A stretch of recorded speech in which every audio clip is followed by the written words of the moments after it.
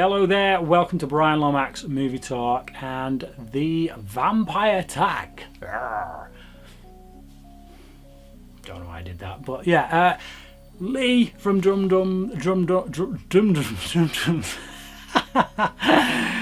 Lee, my good friend, my awesome buddy from Drumdums.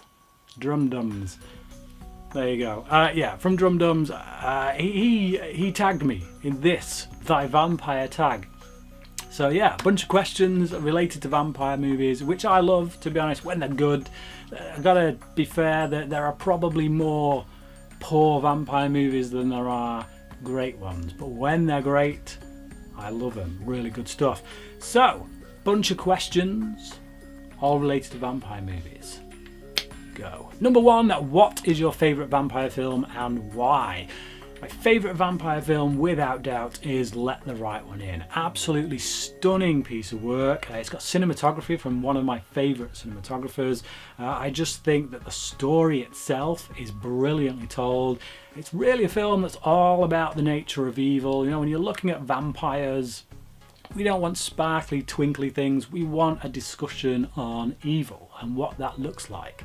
And Let the Right One In is a really good essay, a really good study on the nature of evil. You know, we've got this, it's all in the title really, and it's one of the reasons I still not really gotten around to watching fully the American version, because with that title, Let Me In, it kind of says to me that they didn't really understand the original, because the whole point about Let the Right One In, that very key word there, the right one, is that actually that title comes, for me personally, from the perspective of the vampire. This little girl, or what we think is a little girl, choosing someone, choosing her next caretaker. You know, we see this guy who's looking after her at the beginning, and he's disheveled, he's losing the plot, he's probably getting to the end of his tether.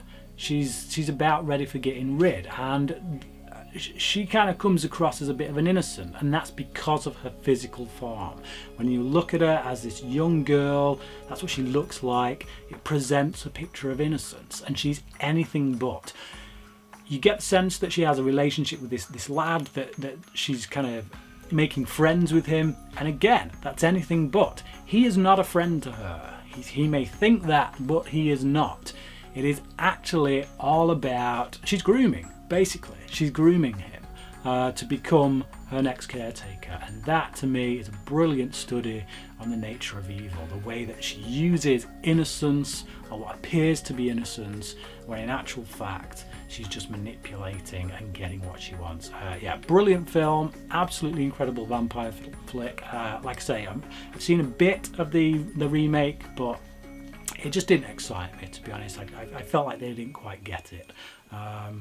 But yeah, Let the Right One In. Favourite vampire film. Number two, are vampires better than werewolves? Really depends.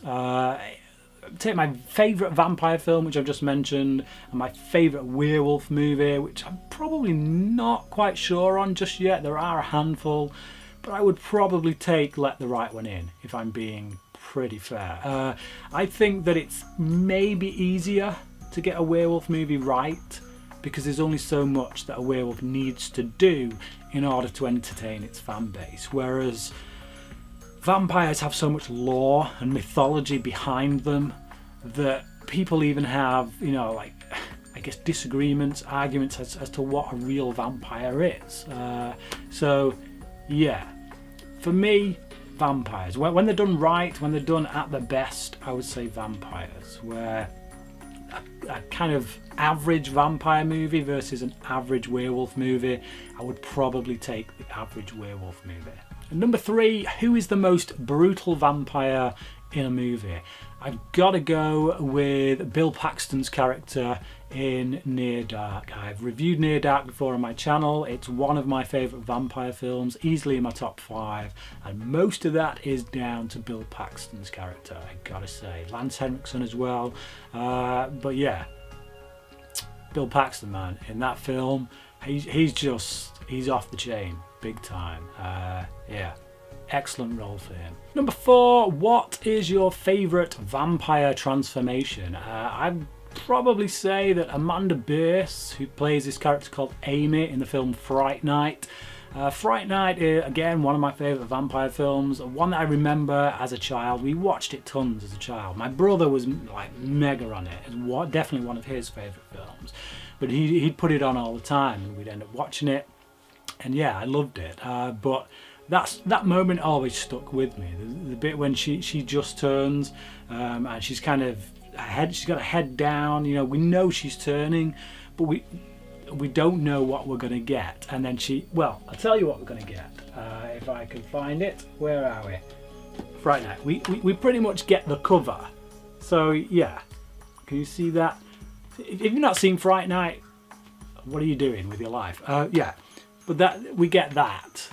I don't know if you can see that, but yeah, she turns and she's got this huge mouth. Okay, the makeup maybe doesn't look absolutely spectacular by today's standards, but at the time, you know, when you're like 10, 11 years old and that happens, you're like, whoa, dude, you know? So yeah, that was pretty impressive, I think. Really good change. Number 5, what is the worst or silliest vampire film you've ever seen? I'd say the silliest is Love at First Bite. I've not seen it in a long time, but I watched it as a child and I found it hilarious, absolutely hilarious. I probably wouldn't today, I think. I think you have a very different sense of humour when you're a child, but I know the reviews for it aren't that great when I look online these days. But yeah, as a child I thought it was really, really funny. But I do remember it being ridiculously silly. Not worst though. The worst has to be, as I've already alluded to, a Twilight film. Which one, I don't know. Definitely not the third one. I will confess, if you're looking at the Twilight films, I would actually say the third film is watchable. I may go so far as to call it good, but you're pushing it. You're really pushing it. But New Moon, man, painful. The first one, oof. Painful. Number 6, what is the best vampire comedy / parody? Again, I'd have to refer you back to Fright Night. Really great films, a lot of comedy in there. I guess you could say Lost Boys as well, but I actually think Fright Night holds up better than Lost Boys does. I watched Lost Boys. Last time I watched Lost Boys actually was for a commentary we did on my channel with Lee and with CP and Bearded Movie Guy. And yeah, I don't think any of us felt like it held up as well as we remembered. Still a good film, but yeah, I think Fright Night. But as far as a parody goes, it's not out and out parody, but it's definitely got comedy elements in it. It definitely plays with the genre. It definitely knows the tropes involved with the genre and points them out in that kind of way. So yeah, for me, Fright Night. Number 7, it's what was your first vampire film? This would have been one of the Hammer horror films. I honestly can't tell you which one. I remember scenes from Prince of Darkness. I remember scenes from the original Dracula film, the Christopher Lee one.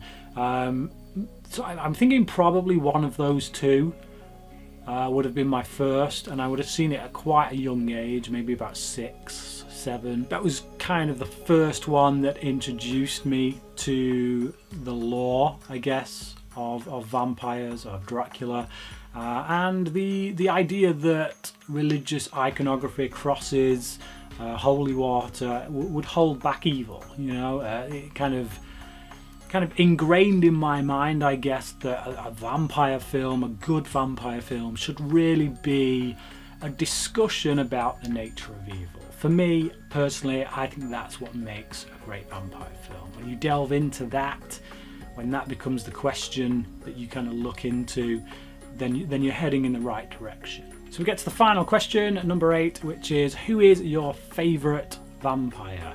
Real or fictional? I can't say I would have a favourite real one. The only one I know of that is, again, that word real, that's just a bit of a bizarre one to me on this front. But Vlad the Impaler isn't really somebody I want to get to know anything about on any kind of personal level. But yeah, for entertainment purposes, my favourite probably be, I think again, Bill Paxton in Near Dark. I also like Kiefer Sutherland's character in The Lost Boys, as well as Gary Oldman's take on Dracula. And I think as well, you can't really beat Christopher Lee in that particular role. You know, he did so many films. Not that I believe the number of films you do determines how good you are, but you know, he was good. Christopher Lee was great. He made that role his own. Yeah, there you go. I'm sure I'm missing some. There's been a lot of great portrayals, vampire portrayals. I think the vampires in 30 Days of Night are pretty good as well. They're really scary. It's one of my favourite vampire films. That would be in my top 5 vampire films. Probably my number 2 choice, if I'm being honest, after Let the Right One In. I think so, yeah. It definitely made my top 5, but just wanted to give it a mention because I've not mentioned it in this tag so far. But yeah, there you go. That is my tag. My answers at any rate. It wasn't my tag. I didn't start it. I didn't set it up. But there are my answers. Thank you, Lee, to tagging me in this. Now I've just got to think of some people to tag. I'm going to tag Dylan Bean, even though he has recently just done a video of his, not his top 5 vampire movies, but 5 vampire movies that you should see. So yeah, he has just done a video related to that, but this is slightly different. So I know he likes vampire movies, but this gives him a bit of a different slant on it. So his answers might be different. He might cover different films. And also Austin Hawkins live. This is a guy who's just recently, he's been watching my stuff, been commenting, and yeah, seems like a pretty cool dude. So I'd like to see his choices. So Austin Hawkins, you're tagged. Don't know where you go from there. I guess this is where I sign out. So yeah, comment below. Let me know what your favourite vampire films are, or your answers to these questions. Until next time. Cracking.